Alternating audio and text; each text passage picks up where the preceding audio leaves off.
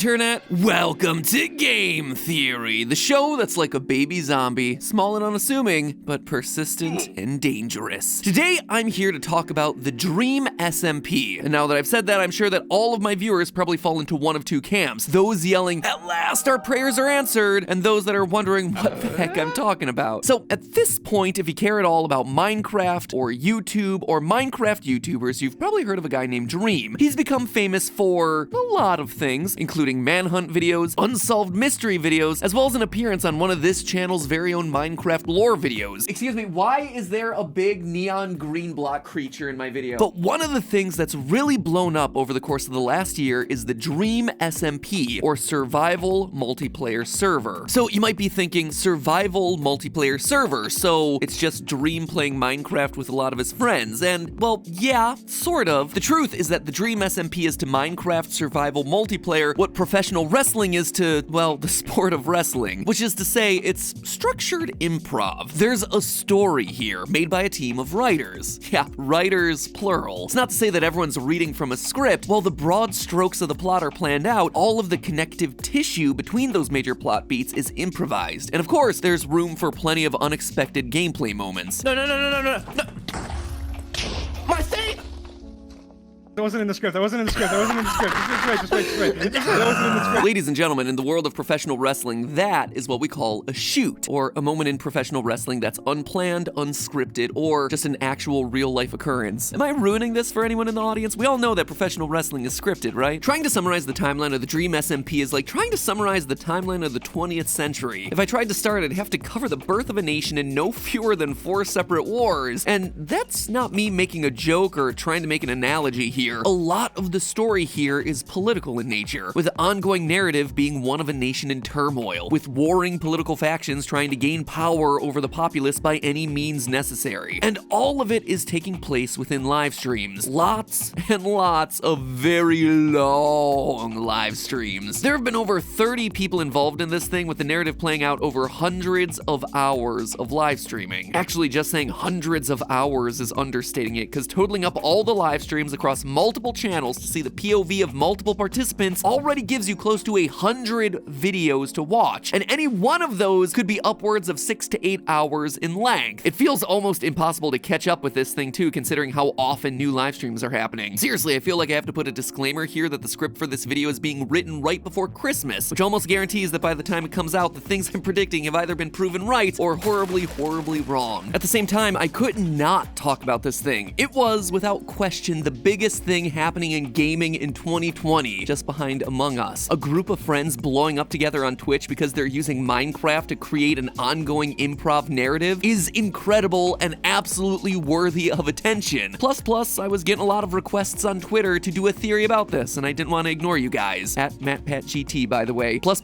I'm a musical theater nerd. I hear a Hamilton reference, I like it. I practice law. Wilbur. Work next door. Even though we started at the very same time, Tommy Innit began to climb. How to account for his rise to the top? Man, the Hamilton references are non-stop. And since we are on the subject of Hamilton the musical actually provides a really good framework for how to approach telling a story with the scope of everything that's happening in the Dream SMP. Much like Hamilton took a series of history-defining events spanning several decades and condensed it down into a 3-hour musical character study, this theory is going to be taking a series of events spanning several months of 6+ hour long live streams and condense it down into, well, something kind of resembling a character study centering on one specific hero. And spoilers for those of you who don't know the ending of Hamilton, but this story also ends in tragedy. In short, today's video is all about who history has had its eyes on and who you should have your eyes on going forward in the Dream SMP. And spoiler alert, he's already dead. And with that intro, allow me to tell you the tragic tale of the rise and fall of a tyrant and why he might be poised to rise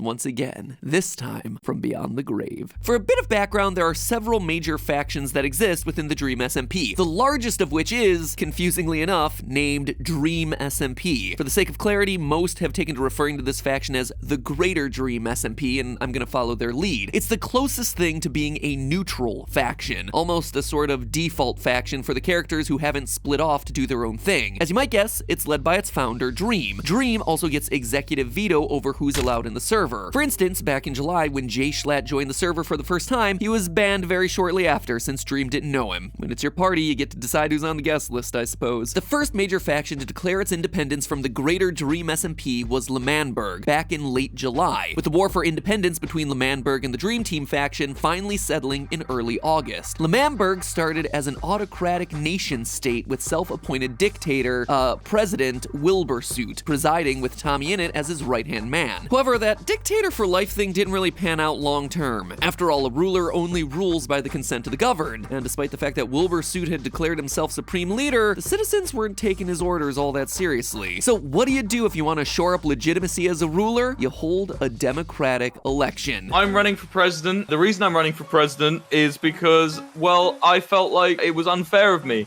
to decide myself to be a dictator. Okay, so maybe if you want to believe the man himself, it was because he grew a conscience. Anyway, Wilbursuit, joined by Tommy Innit as his running mate, ran as the Politicians of Gaming, or POG for short. The problem with democratic elections is that, well, people can run against you. Quackity, who'd been up to that point a L'Manberg outsider, decided to run against him because, well, you've got to have yourself an opposition party. My name is Quackity, and I'm running for president simply because I didn't think it was fair for Wilbursuit to run a one-party democratic election, or so democratic as he wants to call it. It's very unfair for Wilbur and all the people in L'Manberg to vote for just one party. Quackity ran under the party banner of So We Are Gamers, or SWAG for short, choosing George Not Found as his running mate, who promptly lived up to his name by failing to show up to the presidential debates. Way to have a brand and stick to it, man. Oh, and you heard me right, presidential debates. The parties of SWAG 2020 and POG 2020 ran full-on campaigns, including key endorsements. Quackity was at an immediate disadvantage here, as his one key alleged endorsement, KSI, never actually showed up. My one endorsement is KSI. He just hasn't happened to responded yet to my endorsement plea. He's my one endorsement. KSI? More like KSI Not Found. Him and George Not Found playing Yahtzee in the corner. Wilbur and Tommy Innit, wanting to assure the voters that they were the party that best represented the will of the people, touted several key endorsements. The most notable of them came from Jay Schlatt. Now, you might be asking yourself, wait, Jay Schlatt, didn't I just say that he was banned back in July, several months before the election took place? And that was what the crowd said too. But apparently a server ban wasn't about to stop Wilbur and Tommy from bringing him in to deliver the key endorsement. Now, after doing a lot of negotiations, Get out boys, of here. I've got managed my to... endorsement. Here he comes. The one, the only. He's back in town! Except Jay Schlatt's endorsement speech went very quickly off the rails. Democracy is overrated. You think script. you need a president? I'll be my own president. Stick to the script. Off the stage, please. Off the stage. Anyway, with this wild card entering the race, things had thoroughly gone to chaos. With Jay Schlatt actually challenging him, Wilbur and Tommy decided to resort to political horse trading. In order to avoid the possibility of a Jay Schlatt presidency, why not invite SWAG 2020 to join POG 2020 to form a giant super party, SWAG? A fusion event so great that it would be guaranteed to beat Jay Schlatt. Unfortunately, it backfired. The good news was that Quackity, who didn't actually want to be president and was only running as a challenger to Wilbur, was willing to give his party's votes to another party. The bad news was that he chose Jay Schlatt. I was enticed by your swag idea until you immediately admitted to me that you would only use me for votes. You guys have clearly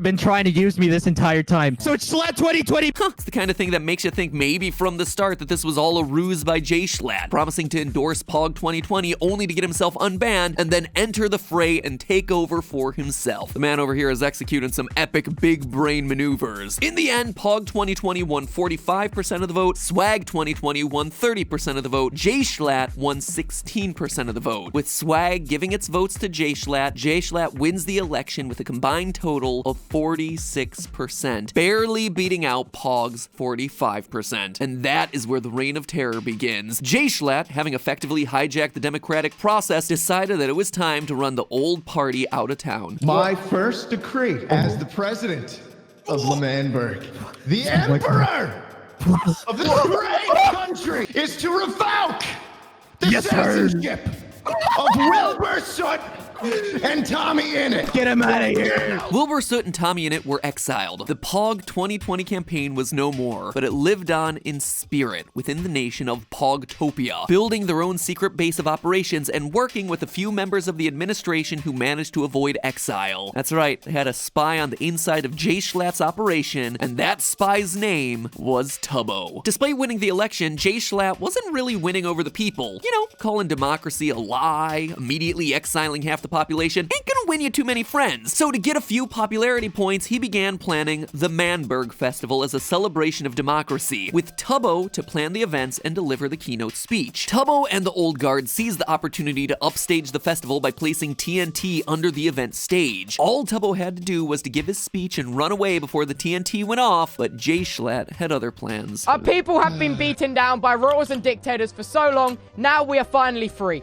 Free to elect who we want, free to live how we want. I'd like to thank everyone for coming to this wonderful event. What's wrong, Schlatt? No, it's just, I was just thinking about it, Tubbo. Nothing sinister at all about that laugh. By the end of the speech, Jay Schlatt had encased the undercover spy Tubbo in yellow concrete, sentencing him to immediate execution. Help me do something real quick. Okay. Schlatt, what are you? Yeah. Schlatt, what are you doing? Tubbo, Yeah? I know what you've been up to. Actually, With the tyrants that we kicked out of this server, that we kicked out of this great country. Do you know what just got happens demonetized. to traitors, Tubbo? Tubbo was sentenced to death by rocket launcher, with Tubbo's ally Technoblade being the one to serve as executioner. There was a little accidental collateral damage with Jay Schlatt also dying in the explosion, but don't worry, he got better. Across all of these events, one thing should be painfully clear. Jay Schlatt is, in D&D terms, totally lawful evil. Wilbur Soot, not the character, but the out-of-character writer, who's the closest thing we have to a creative authority for this chapter of the SMP, confirmed in a Reddit post, quote, Schlatt is very lawful evil. Schlatt follows one creed. I was elected fairly. I will rule until I lose the next election. He uses this power malevolently to assert dominance and punish rebellious factions. Emphasis on punishment. Schlatt isn't very concerned with keeping order or even maintaining justice. His priority is delivering suffering and pain to those he sees as deserving it under the law. Now, after this failed attempt at insurgency, it was only inevitable that Jay Schlatt's Manberg would go to war with Pogtopia, with Jay Schlatt's reign of terror coming to an end in the most anticlimactic way possible, running away from the fighting, stumbling into the hot dog van that originally served as the nexus for Wilbur Soot and Tommy Innit's drug empire, getting drunk and experiencing what appeared to be a stroke or a heart attack. Anybody smell toast? For those of you who don't know, smelling toast is actually a classic symptom of having a stroke. Anyway, the much beloved leader received a massive funeral, with everyone behaving with exactly the level of reverence and decorum that you'd expect them to show for Jay Schlatt. His entire body was Hey, picked guys. apart and taken. What remains weren't taken as souvenirs, were recovered by Quackity as part of a plot of his own. I have a plan. Within my possession are all 5 of Jay Schlatt's bones. I busted that grave open and I took it. Wait, you're gonna try and bring Jay Schlatt back to life? We bring Jay Schlatt back to life. But you know what Frankenstein did when he brought Frankenstein 2 back to life? Frankenstein 2 was under his command. You know what this means? We can use Jay Schlatt as a political puppet. Quackity, did you actually read the book? Because if your takeaway was Frankenstein animated a monster and it was completely under his control and totally did not backfire at all, you might want to read a few of those chapters again. So with that level setting out of the way, what follows are my predictions about the future of the Dream SMP, and it all centers around one man in particular. First off, in case it wasn't obvious, we haven't seen the last of Jay Schlatt. And I'm not just talking about his appearance as a ghost in a live stream of questionable canonicity. Is this like part of the plot that you guys script? It's pretty. You know what? It's fine. It's fine. How are you doing? He's been too big a player for far too long to simply be written out of existence. And more importantly, the groundwork has been laid for his eventual resurrection. Wilbur Soot mentioned on a live stream that the team was playing with the idea that each character gets 3 canon deaths before it's considered permanent. Everyone gets 3 everyone gets 3 canon deaths. before they real life die, yes. Even if we count Jay Schlatt's death during the festival rocket launcher explosion as canon, between that and his heart attack/stroke, he's he's yet to use up all his lives. Besides, this is too good of an opportunity for history to repeat itself in an absolutely poetic fashion. Because while Jay Schlatt is lawful evil and motivated to punish people for going against him, his role as Punisher is much more central than that. Jay Schlatt is almost like a karmic force of the universe who punishes people for their hubris. Remember, the entire reason he was able to rejoin the server in the first place was because the POG 2020 party thought it would be politically advantageous for them to receive his endorsement. They looked to use Jay Schlatt as a tool to achieve their own political ends, and it backfired horribly, leading to them not only losing the election, but being forced into exile by the monster they had helped to create, ultimately leading to an all-out war against the faction that he usurped from them. And now we have ourselves a cackling Quackity saying that he plans to use the powers of necromancy to reanimate Schlatt as a political puppet, so now he can seize control of Manberg. Quackity, have you learned nothing? Based on the comment about Frankenstein's monster, the answer seems to be yes. It's my view that Jay Schlatt, more than being a mere villain here, is really more like a force of nature, something that people have and will continue to try and harness for their own end, with predictable results every time. Anytime someone starts thinking of seizing power for themselves, like Wilbur Soot did in the early days of Manberg, and like Quackity's done more recently, it'll end predictably, with Jay Schlatt conniving some scheme that results in him returning to the game and him eventually sitting on the throne, with the people around him being forced to do battle against the very monster they helped to create. Much like the Joker in The Dark Knight, his real power hinges on his ability to bring out the worst in others, and the only way for him to lose is for the people around him to allow their better selves to take over. Until then, Jay Schlatt will continue to be a relentless force, delivering karmic irony upon those who think they can use him as a puppet. But hey, that's just a theory. A game theory. Thanks for watching.